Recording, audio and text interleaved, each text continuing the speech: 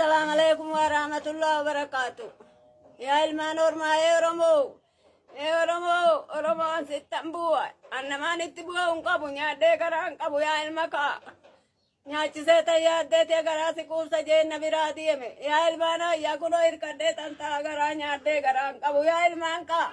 Kuno akatin irkade ta unalala makan ke yali ma Abdallah sambilliti. Ya abadi ya almaka ya nati ya bada ilman orma sina Muhammad ilman ormitti da ilman ormitti dahate ummate ya korma ya rafani sine gadda rafani sin dahate ilman ya nati sin dahe ya ilmaka ya